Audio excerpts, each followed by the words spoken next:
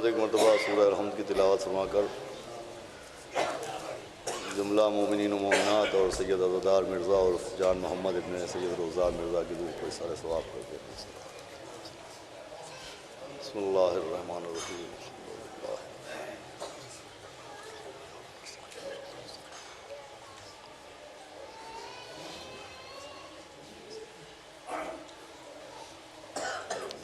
فاتحہ۔ بسم اللہ الرحمن الرحیم۔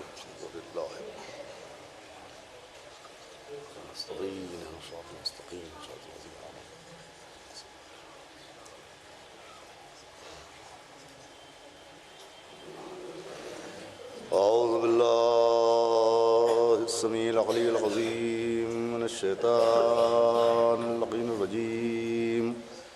بسم اللہ الرحمن الرحیم۔ الحمدللہ رب العالمین، والصلاة والسلام علی سیدنا و نبینا و شفیعنا و طبیب قلوبنا و مولانا مقتدانا بالقاسم محمد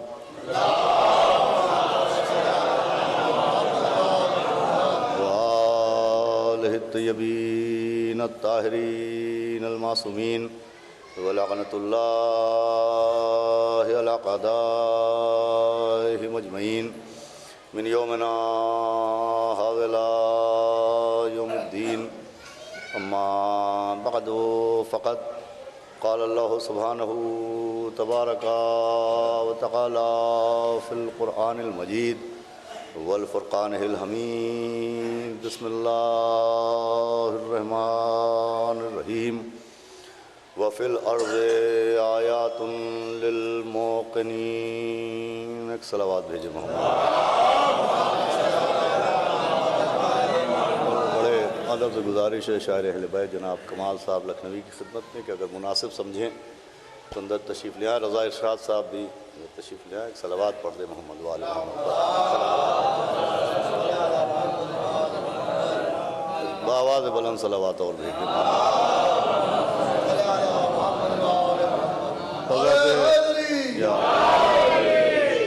حضرات عزاداران جناب ام البنین اور سوگواران سرکار سید الشہداء، آپ کے سامنے ہر سال کی طرح سے ان سال بھی اس روز شہادت یعنی 13 جمادی الثانی، جس روز جناب ام البنین سلام اللہ علیہا کی شہادت واقع ہوئی تھی، اور یہ واقعہ کربلا کے 3 برس بعد کی بات ہے، یعنی 64 ہجری۔ ان تاریخوں کو اپنے ذہن میں محفوظ رکھنا چاہیے کہ جمادی الثانیہ کی 13 تاریخ تھی اور 64 ہجری تھی۔ یہ میں اس لیے عرض کر رہا ہوں کہ بہت سے کیلنڈرز میں اور بہت سی جنتریوں میں کسی میں 12 تاریخ لکھی ہوئی ہے، کسی میں 14 تاریخ لکھی ہوئی ہے، لہٰذا غلط فہمی کی بنیاد پر ان تاریخوں کو تبدیل کیا جائے اور روز شہادت 13 جمادی الثانی ہے، یعنی آج کا روز ہے۔ صلوات پڑھیں محمد وآلہ۔ سلطان گرامی، آپ کے سامنے اس مجلس اعزا میں گفتگو کرنے کے لیے میں نے سورہ الذاریات کی ایک بہت ہی مختصر سی آیت کو تلاوت کیا، جس میں اعلان ہوا کہ وَفِي الْأَرْضِ آیَاتٌ لِلْمُوقِنِينَ، کہ ہم نے اہل یقین کے لیے زمین میں بھی آیتوں کا انتظام کیا ہے، نشانیوں کا انتظام کیا ہے۔ صاحبان یقین کے لیے فی الارض، زمین میں بھی آیات للموقنین، آیت نشانی کو کہتے ہیں، اور نشانی وہ ہوتی ہے جو نشاندہی کرتی ہے، جو رہبری کرتی ہے، جو رہنمائی کرتی ہے۔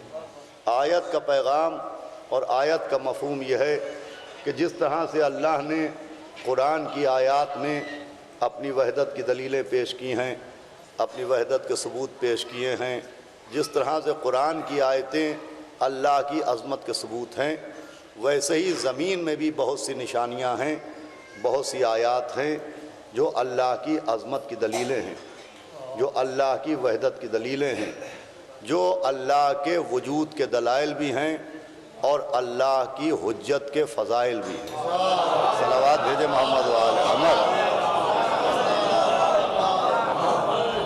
غیر مانوسی آیت ہے کہ اللہ نے زمین میں بھی نشانیاں بنائی ہیں، آیات بنائی ہیں، تاکہ ان نشانیوں پر غور کیا جائے، ان آیات پر غور کیا جائے۔ قرآن میں جگہ جگہ آیات کا ذکر ہے، نشانیوں کا ذکر ہے، اور بار بار قرآن کی آیتیں ذہن انسانی کو جھنجھوڑ کے پوچھ رہی ہیں کہ کیا تم اللہ کی نشانیوں پر غور نہیں کرتے؟ کیا تم ان آیات پر تدبر و تفکر نہیں کرتے؟ مسلسل آیات پر، آیات کا مطلب نشانیاں ہیں، ثبوت ہیں، ان پر غور و فکر کرنے کا حکم دیا جا رہا ہے۔ اور اس آیت میں وضاحت کے ساتھ اعلان ہو رہا ہے کہ اللہ کے وجود اور اللہ کی عظمت اور اللہ کی رزاقیت اور اللہ کی قدرت اور اللہ کے وجود کے دلائل اور اللہ کے منتخب کردہ اماموں کے فضائل صرف سینہ قرآن تک محفوظ نہیں ہیں، صرف دامن قرآن تک محدود نہیں ہیں، بلکہ اگر انسان غور کرے تو اس زمین پر بھی نہ جانے کتنی نشانیاں ہیں، نہ جانے کتنی آیات ہیں کہ جو وجود خدا پر بھی دلیل بنتی ہیں، جو قدرت خدا کی بھی دلیل بنتی ہیں، جو اللہ کے رازق ہونے کا بھی ثبوت بنتی ہیں، جو آل محمد کی عظمت کو سمجھانے کی بھی دلیلیں بنتی ہیں۔ اس زمین پر بھی نشانیاں ہیں، مگر آیت میں ایک لفظ آیا للموقنین، کہ جتنی بھی نشانیاں ہیں یہ للموقنین ہیں، للناظرین نہیں ہیں، للقارئین نہیں ہیں، للسامعین نہیں ہیں، للموقنین ہیں۔ ناظرین کا مطلب ہوتا ہے کہ یہ نشانیاں نظارہ کرنے والوں کے لیے نہیں ہیں، یہ نشانیاں سننے والوں کے لیے نہیں ہیں، یہ نشانیاں ہیں للموقنین، یقین کرنے والوں کے لیے۔ صلوات بھیجے محمد و آل محمد۔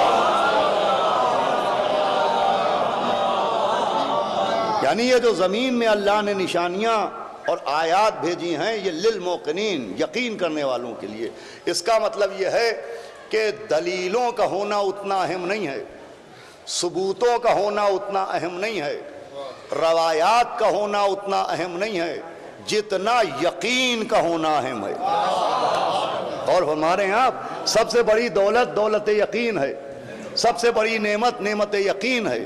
یعنی یقین ہو تو ثبوت پر یقین آتا ہے، یقین ہو تو دلیلیں سمجھ میں آتی ہیں۔ علیکم السلام، صلوات اور بھیج دے محمد و آل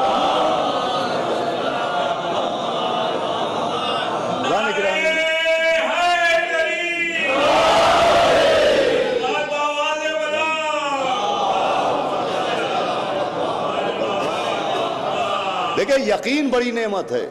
قرآن کہہ رہا ہے کہ یہ ہم نے نشانیاں وفی الارض آیات للموقنین، ہم نے جو یہ زمین پر اپنے وجود کے لیے، اپنی عظمت کے لیے، اپنی قدرت کے لیے، اپنی رزاقیت کے لیے دلیلیں قائم کی ہیں، یہ للموقنین، یقین کرنے والوں کے لیے ہیں، صاحبان یقین کے لیے ہیں۔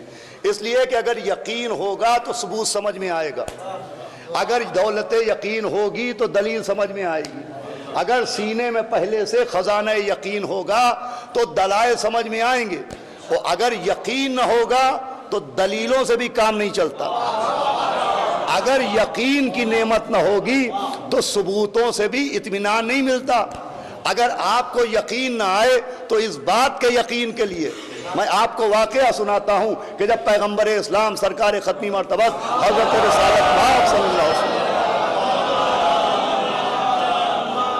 مکے سے سفر معراج پر تشریف لے گئے اور پیغمبر اسلام سفر معراج کر کے واپس تشریف لائے اور آپ نے حالات معراج بتائے، تو کفار نے کہا کہ ہم نہ مانیں گے کہ آپ کو معراج ہوئی تھی، ہم نہ مانیں گے کہ آپ نے سفر معراج کیا، آپ گواہیاں دیجئے، آپ ثبوت پیش کیجئے، آپ دلیلیں پیش کیجئے۔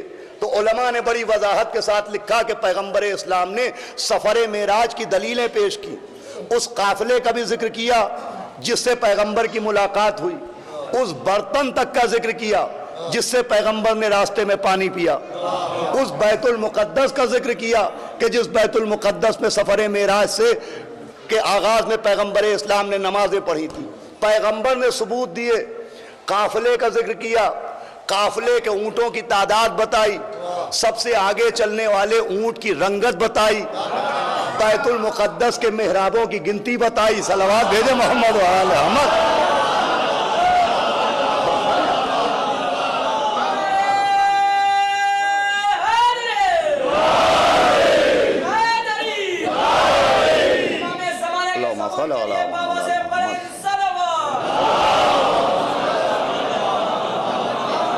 دیکھیں پیغمبر نے، ہمارے علماء نے آیت معراج کے ذیل میں، سفر معراج کے ذیل میں بڑی وضاحت کے ساتھ ان ساری دلیلوں کا ذکر کیا ہے کہ ابو جہل نے پوچھا کہ اگر آپ نے بیت المقدس میں نماز پڑھی ہے تو ہم دیکھ چکے ہیں بیت المقدس کو، آپ اگر واقعی بیت المقدس گئے تھے تو آپ بتائیے اس بیت المقدس میں ستون کتنے ہیں، اس میں دروازے کتنے ہیں، اس میں مصلی کتنے ہیں، اس کی حیت کتنی ہے؟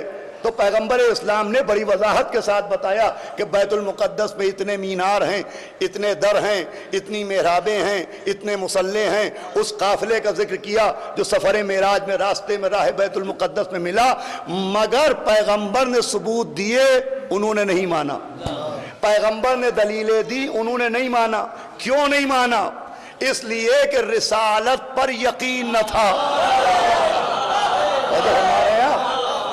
اس لیے کہ پیغمبر کی رسالت پہ یقین نہ تھا، لہذا رسول کے پیش کیے ہوئے ثبوت سمجھ میں نہ آئے۔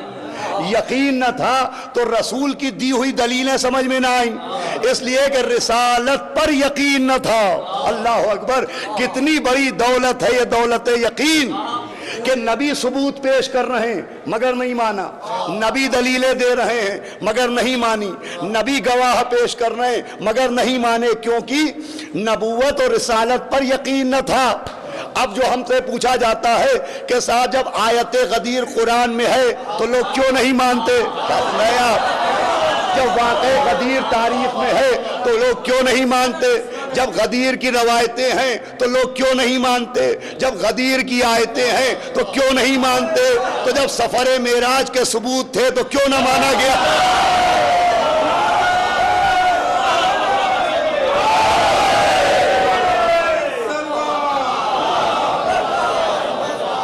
بھائی وہی مسئلہ جو سفر معراج کا ہے، وہی مسئلہ واقع غدیر کا ہے۔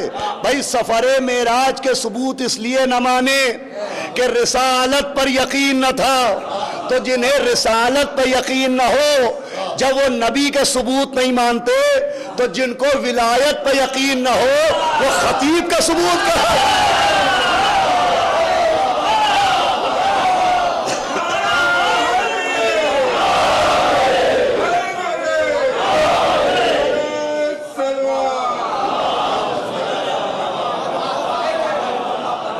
جیسے دیکھنے کے لیے آنکھوں کے ساتھ روشنی ہونا ضروری ہے، ویسا ہی ماننے کے ساتھ، ماننے کے لیے دل میں یقین ہونا ضروری ہے۔ صلوات بھیجے محمد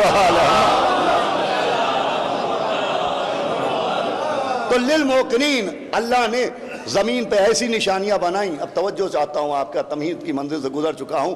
زمین پہ ایسی آیات ہیں کہ جو للموقنین، یقین کرنے والوں کے لیے، اور پھر قرآن ہے، اور قرآن کا سورہ یوسف ہے، اور سورہ یوسف کی آیت نمبر 7 ہے کہ جس میں کچھ نشانیاں ہیں للسائلین، سوال کرنے والوں کے لیے۔ اب یہ سورہ یوسف کی آیت نمبر 7 کا میں مفہوم و ترجمہ پیش کرتا ہوں کہ اعلان ہوا کہ یوسف اور ان کے بھائیوں میں نشانیاں ہیں، آیاتن للسائلین، سوال کرنے والوں کے لیے ہم نے یوسف اور ان کے بھائیوں میں نشانیاں قرار دیں۔ وہ قصہ جو قصہ یوسف کہلاتا ہے، وہ قصہ جو احسن القصص کہلاتا ہے، وہ قصہ جس میں حسن یوسف کا ذکر ہے، وہ قصہ جس میں گریہ یعقوب کا ذکر ہے، وہ قصہ جس میں پیرہن سے بینائی کے آنے کا ذکر ہے، وہ قصہ کہ جس میں آنکھوں کی روشنی کے جانے کا ذکر ہے، وہ قصہ جس میں یوسف کے دھوکے باز بھائیوں کا ذکر ہے، اس قصے کو بھی اللہ نے نشانی بنایا کہ اس قصے کو صرف قصہ نہ سمجھنا، یہ بھی ایک نشانی ہے، یہ بھی ایک آیت ہے۔ میں گفتگو کا آغاز کرتا ہوں کہ وہ قصہ جس میں یوسف سے دغا کرنے والے بھائیوں کا ذکر ہو،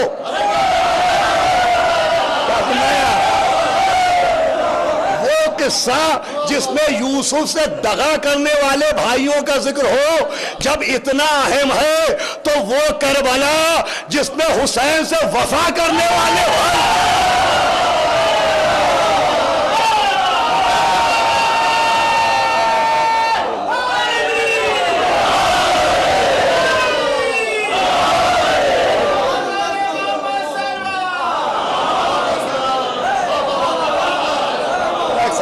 آواز بلند بھیجے محمد۔ دیکھیں قصہ یوسف میں دغا کرنے والے بھائیوں کا ذکر ہے، کربلا میں وفا کرنے والے بھائیوں کا ذکر ہے. کیا سن رہے ہیں آپ؟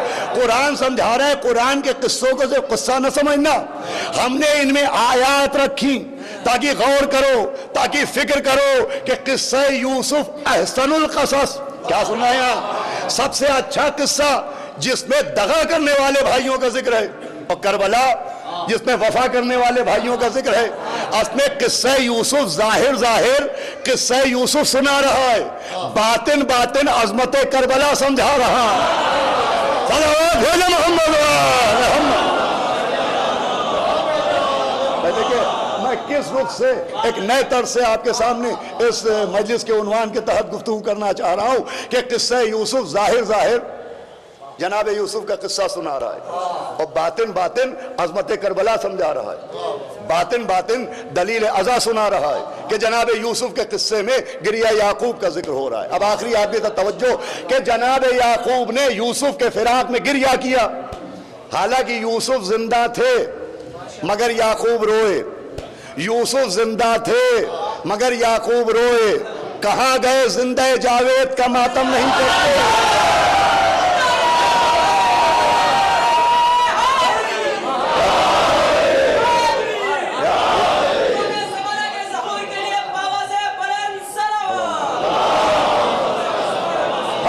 جاوید کا ماتم نہیں کرتے.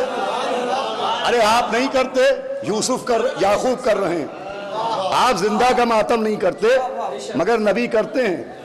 جناب یعقوب قرآن مجید سورہ یوسف آیت نمبر 83 جناب یعقوب اپنے یوسف کا ذکر کر رہے ہیں، اور ذکر کرتے کرتے فرماتے ہیں فصبر جمیل، کہ بہرحال صبر ہی بہتر ہے.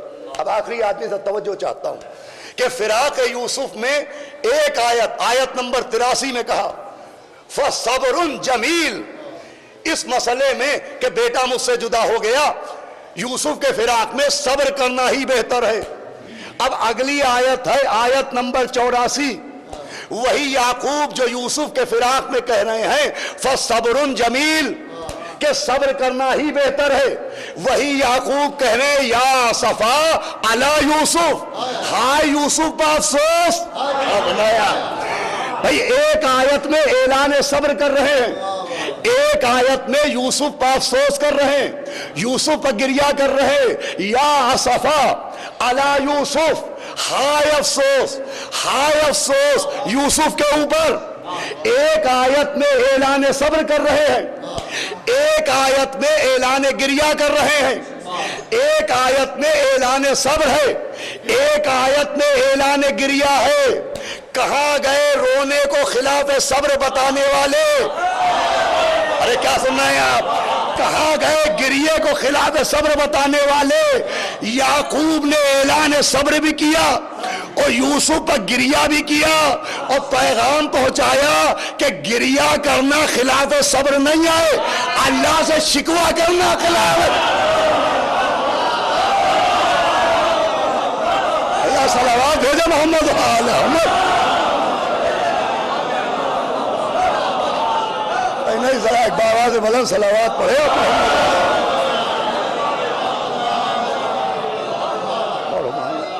دیکھیں یہ جو رونے کو روکا جاتا ہے کہ آپ صبر کیجئے، تو صبر و گریہ ایک دوسرے کی ضد نہیں ہے. ملت مسلمہ ابھی تک سمجھ ہی نہیں پائی کہ گریہ رونا یہ صبر کے خلاف نہیں ہے. رونا گریہ کرنا، یہ بات بہت توجہ سنیے گا، یہ خلاف صبر نہیں ہے. خلاف صبر کیا ہے؟ مصیبت پر اللہ سے شکوہ کرنا، یہ صبر کے خلاف ہے. گریہ کرنا، توجہ ہے آپ کی، گریہ کرنا خلاف صبر نہیں ہے. ہم کربلا کی مصیبت پر گریہ کرتے ہیں، ہم اللہ سے شکوہ نہیں کرتے. آخری آدمی تک یہ جملہ پہنچانا چاہتا ہوں، ہم کربلا کی مصیبتوں پر گریہ کرتے ہیں، اللہ سے شکوہ نہیں کرتے. یقین نہ آئے تو دیکھ لیجئے، جس کربلا پر گریہ کرتے ہیں اسی کی مٹی پر سجدہ کرتے ہیں.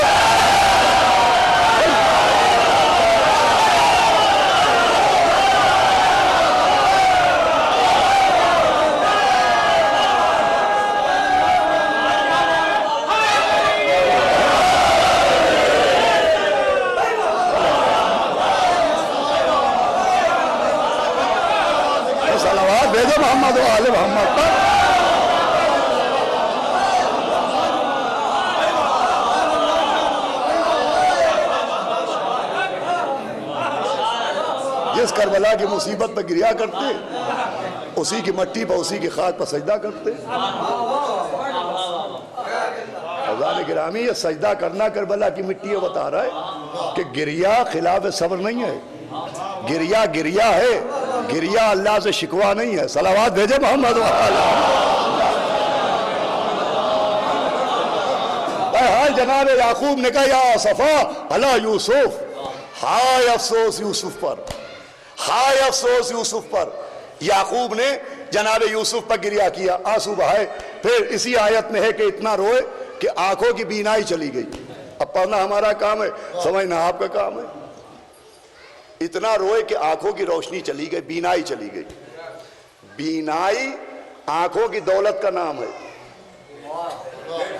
آنکھوں کی روشنی دولت چشم کا نام ہے۔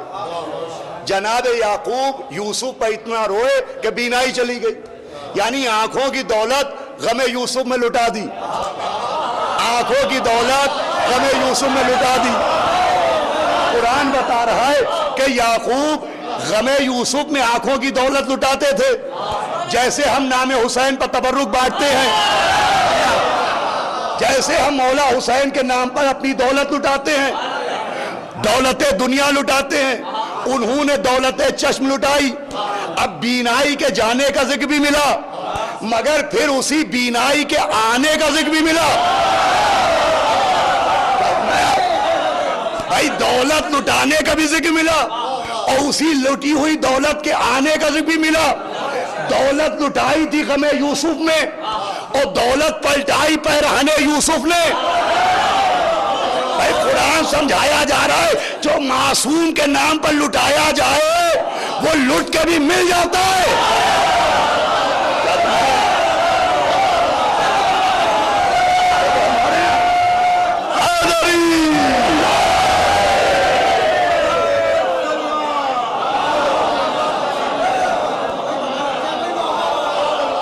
فرمانے کہ یہ معصوم کی محبت میں لٹایا جائے وہ لٹ کے بھی ملتا ہے۔ ادھر دولت چشم یعقوب نے لٹائی تو پیرہن یوسفی کے ذریعے سے وہ دولت واپس آئی۔ اب دنیا سمجھے ہم اتنا مال نام حسین پر لٹاتے ہیں مگر ہمارے ہاتھ میں کٹورے نہیں آتے ہیں۔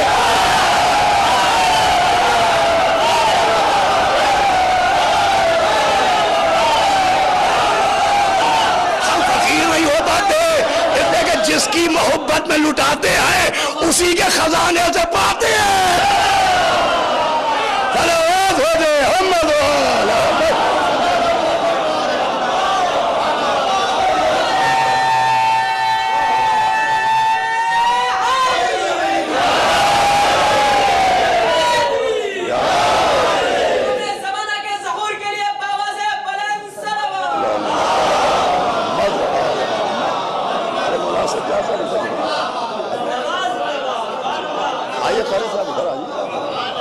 قاری صاحب جو ہے ادھر آئیے، صلوات آئیے آئیے۔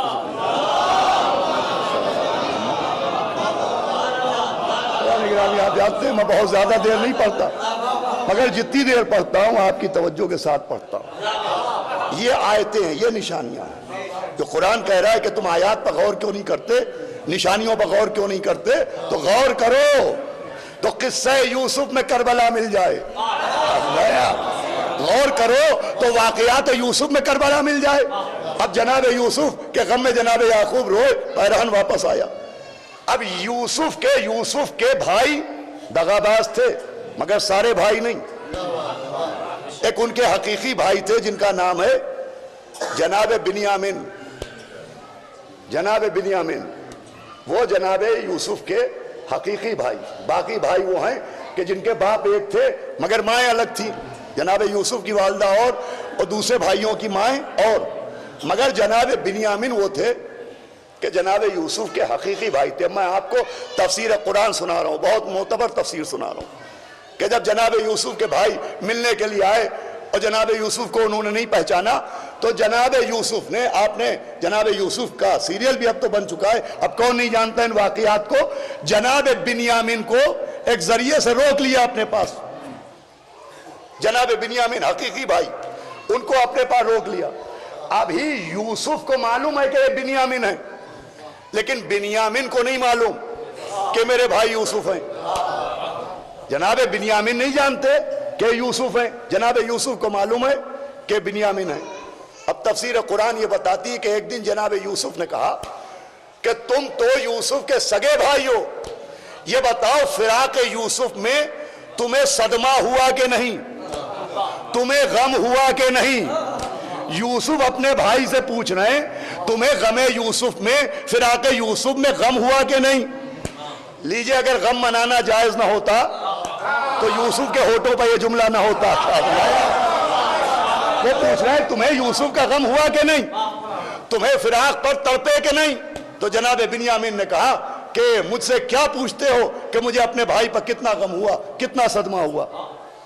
تو جناب یوسف نے کہا کوئی دلیل دو کہ تمہیں یوسف کا غم ہے, کوئی ثبوت دو کہ تمہیں یوسف کا صدمہ ہے. تو جناب بنیامین نے کہا کہ تم ثبوت مانگتے ہو تو غم یوسف کا ایک ثبوت یہ ہے کہ میرے بھی 10 بیٹے پیدا ہوئے ہیں. جناب بنیامین نے کہا میرے بھی 10 بیٹے ہیں اور میرے دل میں اتنا غم یوسف ہے کہ اب میں نے اپنے ہر بیٹے کا نام یوسف رکھا ہے. صلوات بھیجو محمد. ایسا بآواز بھلا صلوات پڑھے تو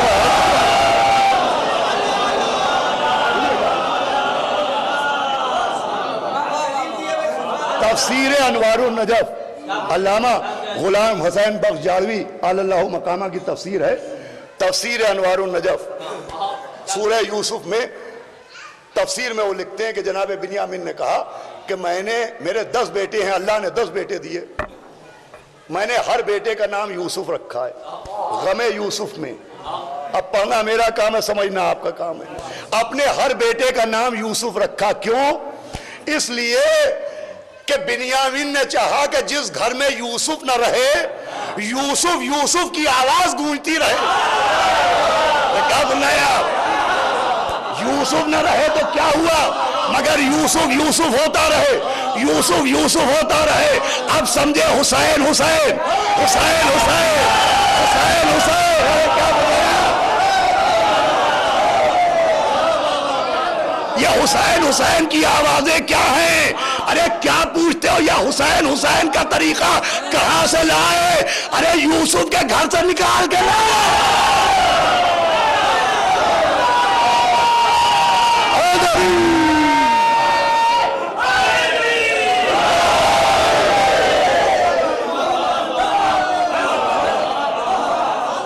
ہر بیٹے کا نام یوسف رکھتا تفسیر قرآن ہے کہ جب بھی بیٹا سامنے آئے تو بھائی یاد آئے. 10 بیٹے ہیں یوسف یوسف یوسف یوسف. یہ نبیوں کا طریقہ ازا ہے. صلوات بھیجو محمد. نبیوں کا طریقہ ہے. اب جملہ سنیے گا, دیکھیے اب تفسیر ہے اور یہ گناہ ہوگا کہ ادھوری تفسیر سنائی جائے. جناب یوسف نے کہا, جب بنیامین نے یہ کہا کہ تم نے کیسے غم منایا, تو جناب بنیامین نے کہا کہ میں نے اپنے ہر بیٹے کا نام یوسف رکھا ہے. تو یوسف نے کہا اچھا تم نے شادی بھی کر لی. اور پھر جناب یوسف نے کہا کہ اگر تمہیں یوسف کا غم ہوتا تو تم شادیاں کیوں رچاتے, اگر غم یوسف ہوتا تو شادیاں کیوں رچاتے. سنیں غم کی تاریخ میں شادیوں میں جانے والے سنیں, سنیں تاریخ شہادت میں خوشیوں میں جانے والے سنیں. یوسف کہہ رہے اگر غم ہوتا تو شادیاں کیوں رچاتے. اس کا مطلب تاریخ غم میں شادیوں میں جانا مطابق شریعت نہیں ہے, غم کی مخالفت ہے.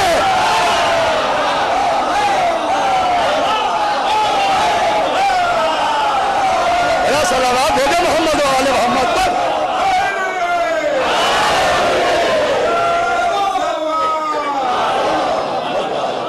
سنیں آپ, یہ تفسیر ہے عزیزان گرامی. کیا حرج ہے, شادی تو حکم شریعت ہے. جناب یوسف کہہ رہے ہیں تو جناب بنیامین نے کہا میں نے شادی اپنے نفس کی تسکین کے لیے نہیں کی, میرے باپ نے حکم دیا کہ اگر شادی نہ کرو گے تو اللہ کے بندوں میں کمی واقع ہو جائے گی، لہذا میں نے عبادت کرنے والوں کے اضافے کے لیے یہ کیا۔ صلوات بھیجے محمد و آل محمد۔ جناب یوسف پوچھتے جا رہے ہیں، جناب بنیامین دلیلیں دیتے جا رہے ہیں، ساری دلیلیں غم کی دیں، میں نے یہ کیا یہ غم کا ثبوت، میں نے یہ کیا یہ غم کا ثبوت۔ یہ ہے یوسف کے حقیقی بھائی، یہ ہے دغا نہ کرنے والا بھائی جو بتا رہا ہے کہ میں غم یوسف میں بے قرار ہوں۔ اس کا مطلب غم معصوم میں بے قرار وہی ہوتا ہے جو معصوم کا وفادار ہوتا ہے۔ صلوات ہے جو محمد و آل محمد۔ بارے گرامی یہ نشانیاں بس آخری منزل۔ اور پھر سورہ مومنون، ایک نشانی کا ذکر سورہ الزاریات میں ہوا، ایک نشانی کا ذکر سورہ یوسف کی 7ویں آیت میں ہوا، ایک نشانی کا ذکر ہوا سورہ المومنون کی 50ویں آیت میں کہ ہم نے وَجْعَلْنَا ابْنَ مَرْیَمَ وَأُمَّهُ آیاتن، کہ ہم نے عیسیٰ کو وَأُمَّهُ اور ان کی ماں کو بھی نشانی بنایا۔ اللہ نے عیسیٰ کو بھی نشانی بنایا، صرف عیسیٰ کو نشانی نہیں بنایا، وَأُمَّهُ ان کی ماں کو بھی نشانی بنایا، عیسیٰ کو بھی نشانی بنایا، ان کی ماں کو بھی نشانی بنایا۔ عیسیٰ نشانی ہیں یہ سمجھ میں آتا ہے، وہ نبی ہیں اس لیے نشانی، وہ روح اللہ ہیں اس لیے نشانی، وہ اللہ کی حجت ہے اس لیے نشانی، وہ اللہ کے رسول ہے اس لیے نشانی، ان پر انجیل نازل ہوئی اس لیے نشانی۔ یہ مریم کو کیوں آیت بنایا؟ عیسیٰ بھی آیت، مریم بھی آیت۔ یہ مریم کو کیوں آیت بنایا؟ کہ عیسیٰ آیت ہیں مگر اس آیت کے دنیا میں آنے کا ذریعہ مریم ہی تو بنی۔ اس کا مطلب مقدس بیٹے صرف مقدس بیٹے مقدس نہیں ہوتے، وہ ماں جو ان کا ذریعہ بن جائے۔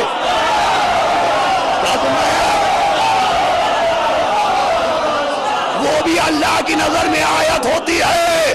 ارے عیسیٰ کی ماں نگاہ قدرت میں آیت ہے تو پھر عباس کی ماں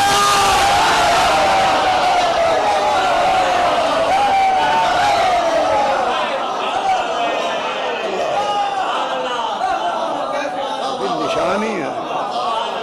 غور کرو، ہم نے عیسیٰ کو بھی نشانی بنایا، وہ امہو اور ان کی ماں کو بھی نشانی بنایا۔ یہ نشانی ہے، یہ آیت ہے، ان پر غور کرو، ان پہ فکر کرو، ان پر تفکر کرو، ان سے درس لو، ان سے ہدایت لو، ان پر تفکر کرو، ان کے لیے تعقل کرو۔ یہ قرآن ہے، بیان نہیں، یہ آیت ہے، روایت نہیں۔ ہم نے عیسیٰ کو بھی آیت بنایا، مریم کو بھی آیت بنایا۔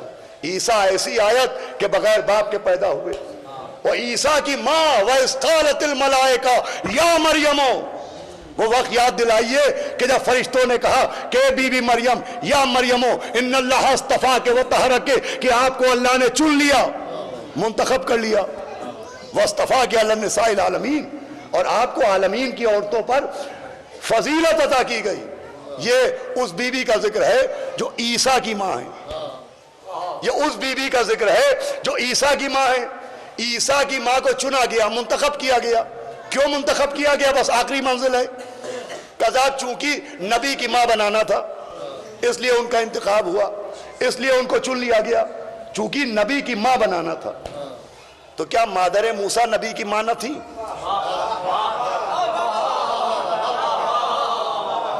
کیا جناب موسیٰ کی والدہ نبی کی ماں نہ تھی؟ کیا جناب یحییٰ کی والدہ نبی کی ماں نہ تھی؟ نہ جانے کتنی نبیوں کی والدائیں گزری، لیکن قرآن نے کسی کو نہیں کہا کہ ہم نے موسیٰ کی والدہ کو چن لیا۔ مادر موسیٰ پر وحی نازل ہونے کا ذکر ہے، ان کے انتخاب کا ذکر نہیں ہے۔ جناب یحییٰ کی والدہ کا ذکر ہے، جناب مریم کی سگی بہن ہے، حقیقی بہن ہے۔ جناب یحییٰ کی والدہ جناب مریم کی حقیقی بہن، ایک بہن کے بیٹے ہیں عیسیٰ، ایک بہن کے بیٹے ہیں زکریا، لیکن جناب یحییٰ کی ماں کے لیے ذکر نہیں ہوا کہ ہم نے ان کو چن لیا، یا مریمو ان اللہ اصطفیٰ کے وطہرہ کے واصطفیٰ کے علی النساء العالمین۔ جس طرح سے بی بی مریم کا ذکر ہوا اس طرح سے کسی اور نبی کی والدہ کا ذکر نہیں ہوا۔ کیوں؟ نبیوں کی مائیں باقی بیویاں بھی ہیں، سب محترم ہیں، سب قابل ذکر ہیں، سب قابل تعظیم ہیں، مگر جو انداز بی بی مریم کے لیے اختیار کیا قرآن نے وہ نہیں۔ مریم کو کیوں چنا گیا؟ صرف اس لیے نہیں کہ عیسیٰ صاحب نبوت ہیں۔ بھئی 1,23,999 نبیوں میں آخری آدمی تو توجہ، جناب عیسیٰ وہ واحد نبی ہیں کہ جو آج تک چوتھے آسمان کے ممبر پر بیٹھے ہوئے ہیں۔ آج تک چوتھے آسمان پر حضرت عیسیٰ موجود ہیں، اور تفسیروں میں موجود ہے کہ جناب عیسیٰ پھر دنیا میں آئیں گے۔ مجھے بتائیے کیوں آئیں گے؟ نبوت ختم ہو گئی، اب کیوں آئیں گے؟ رسالت تمام ہو گئی، اب کیوں آئیں گے؟ خاتم النبیین آ چکے، اب کیوں آئیں گے؟ غدیر میں دین مکمل ہو چکا، الیوم اکملت لکم دینکم، اب عیسیٰ کیوں آئیں گے؟ بھائی نبوت کے کام اپنے تمام کر چکے، رسالت کی ذمہ داریاں پوری کر چکے، عیسیٰ پھر آئیں گے۔ کیوں آئیں گے؟ کہ جب زہرا کا بیٹا پردے سے نکلے گا تو مریم کا بیٹا آسمان سے اترے گا۔ کیا کرنے کے لیے آئیں گے؟ کہ آخری امام کی نصرت کے لیے آئیں گے۔ صلوات کا سہارا دے تو بات کو آگے بڑھاؤں۔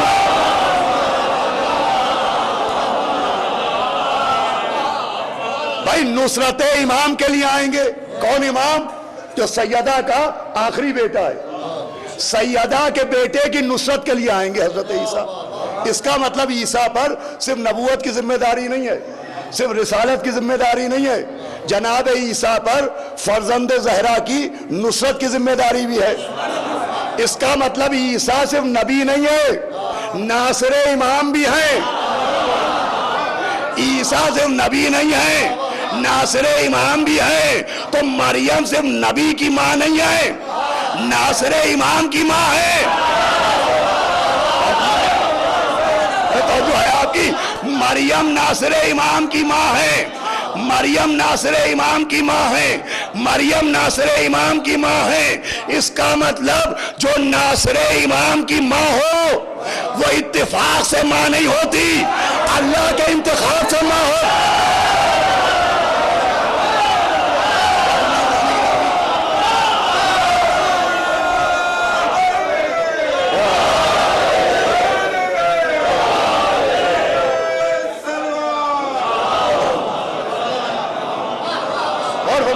آخری منزل ہے، جو ناصر امام کی ماں ہو وہ اتفاق سے نہیں بنتی، ان اللہ اصطفیٰ کے وہ چنی جاتی ہے، وہ منتخب کی جاتی ہے، اس کی تلاش ہوتی ہے، اسے ڈھونڈا جاتا ہے۔ کیا سنایا؟ اس کی تلاش ہوتی ہے، اسے منتخب کیا جاتا ہے۔ ناصر امام کی ماں اتفاق سے ماں نہیں بنتی، اللہ کے انتخاب سے اسے چنا جاتا ہے۔ اب سمجھے علی کیوں کہہ رہے ہیں عقیل کوئی خاندان بتاؤ،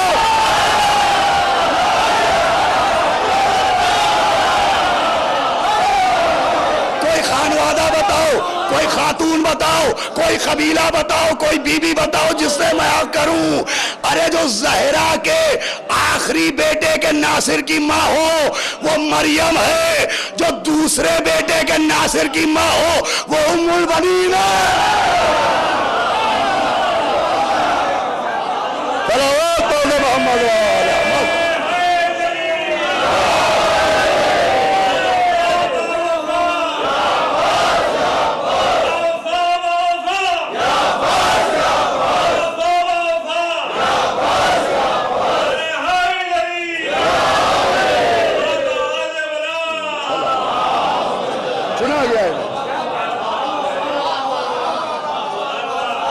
جناب عیسیٰ بھی ناصر امام، جیسے مولا عباس ناصر امام، وہ بھی ناصر امام، وہ بھی ناصر امام۔ جناب عیسیٰ بھی نصرت کے لیے آئیں گے۔ اب حضرت عیسیٰ کیسے نصرت کریں گے؟ تو وہ ایسے نصرت کریں گے کہ جب وقت نماز آئے گا تو وہ پیچھے ہو جائیں گے، امام کو آگے کر دیں گے۔ امام کا عوام کے سامنے تعارف کرائیں گے، یہ نصرت عیسیٰ ہوگی۔ وہ تعارف کرائیں گے امام کا کہ یہ امام ہے، میں بھی ان کا ماموم ہوں۔ ارے عیسیٰ جیسا تو امام کو نماز پڑھا نہیں سکتا، ایسا ویسا کیسے پڑھائے گا؟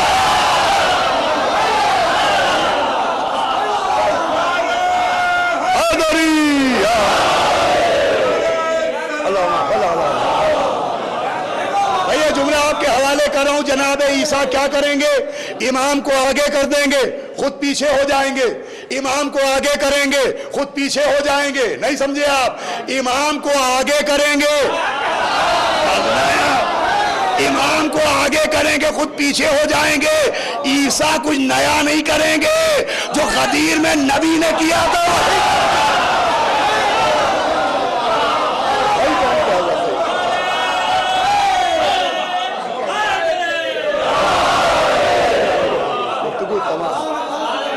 اس ناصر امام کی ماں ہے مریم، اور جناب عباس کی ماں ہے جناب ام البنین۔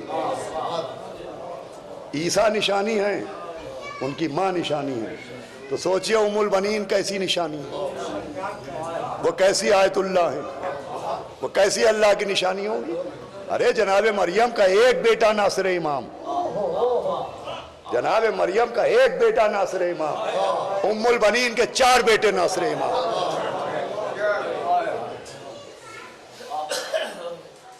دیکھیں ہر زبان کا ایک ادب ہوتا ہے، لٹریچر، اور ادب میں محاورے بھی ہوتے ہیں۔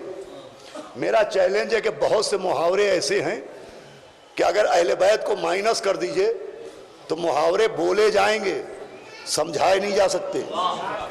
جیسے ایک محاورہ ہے 4 چاند لگانا، یہ محاورہ بولا جاتا ہے کہ صاحب 4 چاند لگا دیے، انہوں نے 4 چاند لگا دیے، شاعری میں 4 چاند لگا دیے، ذاکری میں 4 چاند لگا دیے، یہ محاورہ بولا جاتا ہے۔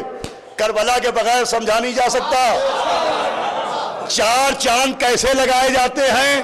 آسمان شہادت پر ام البنین نے 4 بیٹے نثار کر کے بتایا، ایسے لگائے جاتے ہیں۔ یہ ہے 4 چاند جو آسمان شہادت پر بیوی ام البنین، اللہ ایسے بیٹے، وہ ایسی ماں جس کا ماتم کرنے کے لیے ماشاءاللہ اتنی بڑی تعداد میں آج جناب عباس کی بارگاہ میں لوگ آئیں، آنا چاہیے۔ دیکھیں خوشی کے موقع پر اگر آدمی نہ آ پائے تو وہ بات آدمی بھول جاتا ہے، لیکن جو غم کے موقع پر نہ آئے وہ آدمی نہیں بھولتا۔ ہمارے کسی عزیز کی شادی ہو، بچے کی شادی ہو، آپ نہ آ پائیں، ہمیں شاید یاد نہ رہے گا، لیکن ہماری ماں مری تھی، جو نہیں آیا تھا ہمیں خوب یاد ہے۔ یہ جناب عباس کی بارگاہ ہے، آپ ان کی والدہ کا پرسہ دینے کے لیے آئیں۔ اللہ تمام مومنین پر جناب عباس کے صدقے میں رحم و کرم فرمائے۔ یہ مجھے آج معلوم ہوا، ہمارے بابو بھائی نے بتایا کہ روز شہادت مناجات نہیں ہوتی ہے۔ ہاں شہادت کا روز رونے کا روز ہوتا ہے، مانگنے کا روز ہے۔ آج تو آپ کو بغیر مانگے ملے گا، بیماروں کو شفا ملے گی، مخروض قرضوں سے نجات پائیں گے، اور دعا کیجئے کہ برادرم شوذب جرولی کو بھی جناب عباس کے صدقے میں صحت و زندگی عطا ہو۔ تمام مومنین جناب عباس کے صدقے میں ہر آفت عرضی و سماوی سے محفوظ رہیں گے۔ جناب ام البنین، وہ ام البنین 64 ہجری میں دنیا سے گئیں، 61 ہجری میں واقع کربلا ہوا ہے۔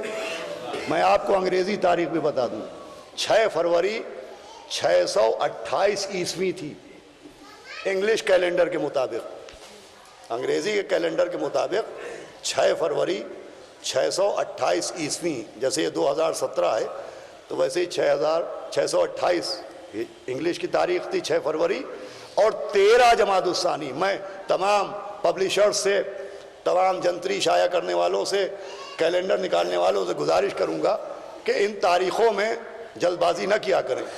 تاریخوں میں ہیر پھیر سے مومنین بہت پریشان ہو جاتے ہیں کہ 12 تاریخ شہادت کی ہے، یا 13 شہادت کی ہے، یا 14 شہادت کی ہے۔ عراق میں 13 جمادی الثانیہ روز شہادت جناب ام البنین مانا جاتا ہے۔ ہم و ہمارے بھائی مولانا رحمت صاحب و بہت سے افراد ہوں گے جو کربلا معلیٰ گئے ہیں، اور اللہ کرے آپ اس ماہ جمادی الثانی میں آج کی تاریخ کربلا معلیٰ جائیں تو پورا عراق جمع ہوتا ہے، ہر طرف سے ہائے ام البنین کی آوازیں آ رہی ہیں۔ بہت بڑے پیمانے پر جناب ام البنین کی عزا کا انعقاد ہوتا ہے۔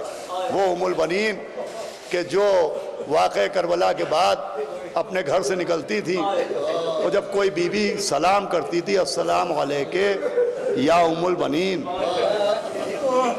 بیویاں آگے سلام کرتی تھی کہ ام البنین آپ کا سلام، تو پورا مرثیہ وہ نوحے کتابوں میں علماء نے لکھے ہیں کہ بی بی کہتی تھی اب مجھے ام البنین نہ کہا کرو اللہ۔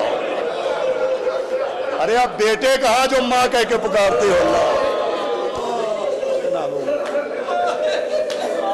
اب بیٹے کہاں ہیں میرے جو تم مجھے ماں کہتے۔ وہ بی بی ام البنین ابھی 3 جمادی الثانیہ کو آپ نے حضرت زہرا کا ماتم کیا۔ اللہ ہمارے تمام علماء اور تمام فقہا کو سلامت رکھے کہ آج پوری دنیا میں جو جناب سیدہ کی عزاداری کا انعقاد ہو رہا ہے، اس میں ہمارے علماء اور فقہا کا بہت بڑا حصہ ہے کہ جن کے حکم سے عوام متوجہ ہوئے ہیں، وہ اتنے بڑے پیمانے کے اوپر جناب سیدہ کی عزاداری برپا ہو رہی ہے۔ عزیزوں، 3 جمادی الثانی وہ تاریخ تھی کہ وہ بی بی دنیا سے گئی جو 18 برس کے سن میں ہاتھوں میں عصا لے کے اپنا مرثیہ اپنے آپ پڑھتی تھی۔ صبت علیہ مصائب اللہ، بابا وہ مصیبتیں پڑھی کہ اگر دنوں وہ پڑھتی تو اندھیری رات میں تبدیل ہو جاتے۔ میرا بچہ مار ڈالا گیا بابا، میری پسلیاں توڑ دی گئی بابا، میرا گھر جلا دیا گیا بابا۔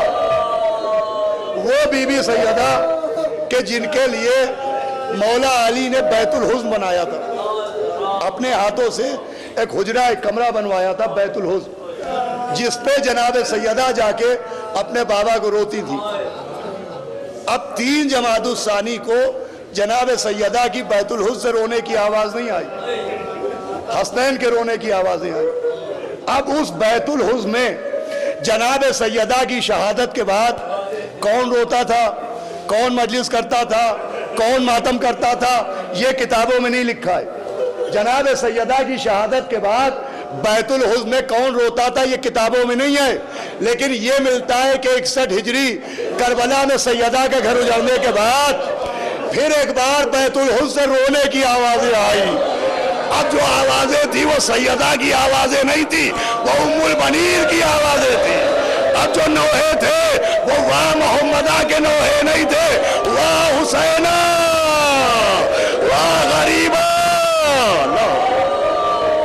جناب ام البنین کے رونے کی آواز، اب 5 منٹ کے اندر مجلس تمام ہوا۔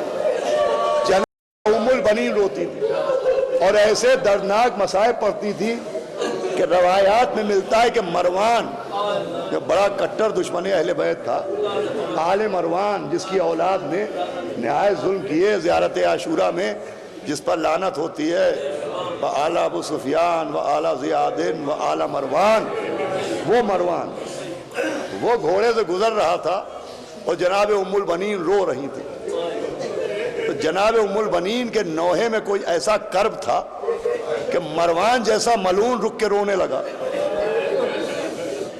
مروان جیسا ملعون۔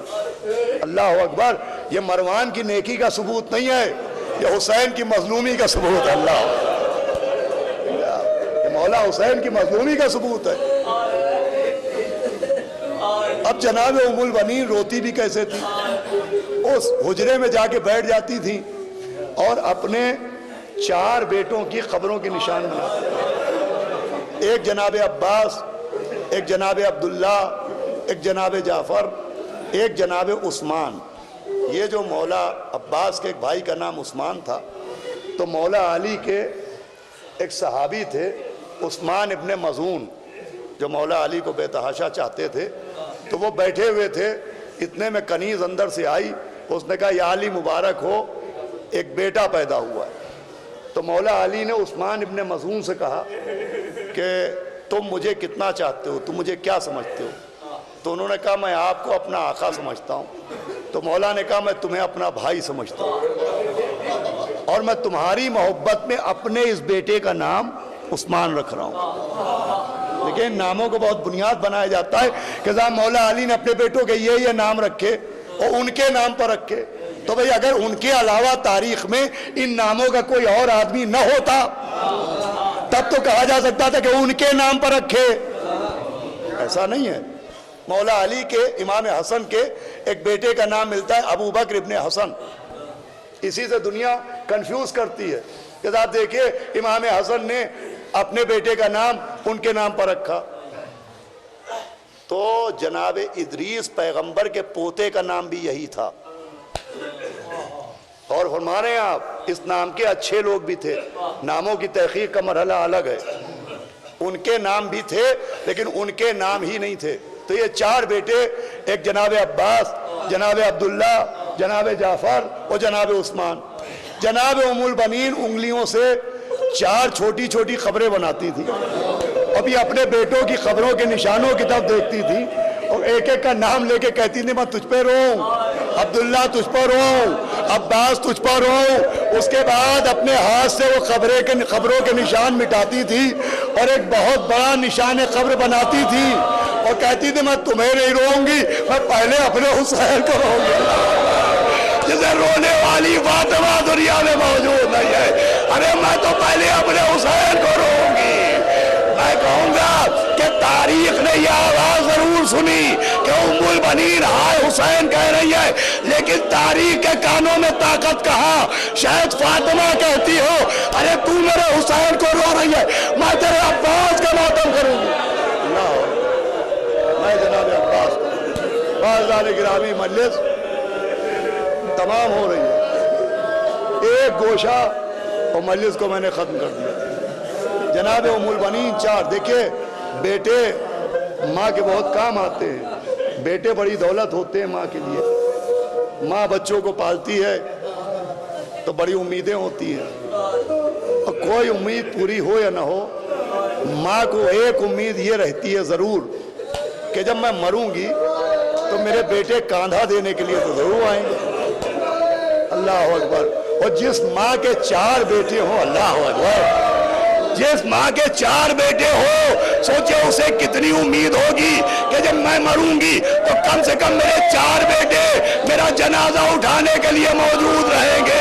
ہائے وہ ماں، جب مدینے میں جنازہ اٹھایا گیا تو سب نظر آئے، ہائے وہ 4 بیٹے نظر نہ آئے. لیکن کربلا میں حسین تو قربان ہو گئے. حسین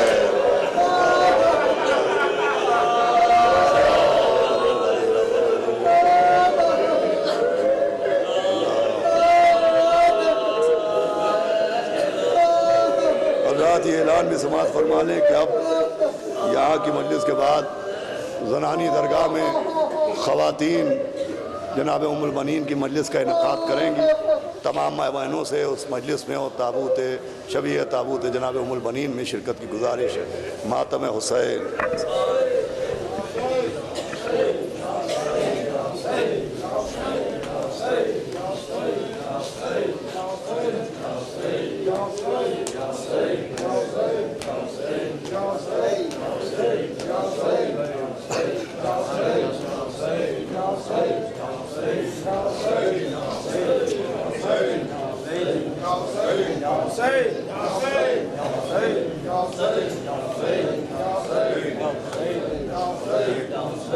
Hussein